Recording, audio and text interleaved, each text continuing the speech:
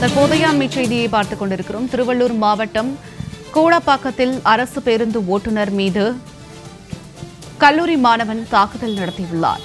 திருவள்ளூரிலிருந்து கோயம்பேடு நோக்கி சென்ற பேருந்து ஓட்டுநர் மற்றும் கல்லூரி மாணவன் இடையே வாக்குவாதம் ஏற்பட்டுள்ளது. கல்லூரி மாணவன் தாக்கியதில் அரசு பேருந்து ஓட்டுநருக்கு வாயில் பலத்த காயம் ஏற்பட்டுள்ளது. விவரங்களோடு இணைகிறார் செய்தியாளர் பார்த்திபன். வணக்கம் பார்த்திபன், இது குறித்த விவரம். வணக்கம். திருவள்ளூர் அருகே கூடப்பாக்கத்தில் அரசு பேருந்து ஓட்டுநர் மீது கல்லூரி மாணவர் தாக்குதல் நடத்தப்பட்டதாக கூறப்படுகிறது.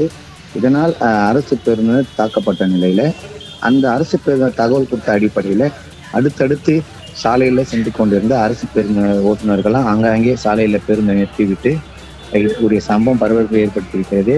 திருவள்ளூரிலிருந்து கோயம்பேடு நோக்கி வந்த அரசு பேருந்து ஓட்டுநருக்கும் கல்லூரி மாணவருக்கும் வாக்குவாதம் ஏற்பட்டதாக கூறப்படுகிறது.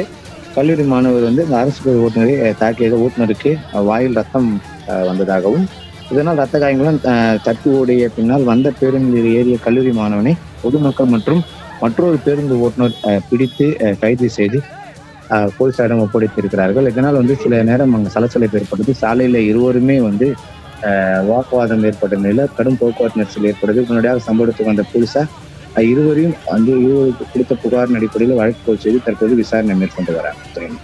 பார்த்திபன், விரிவான தகவலுக்கு நன்றி.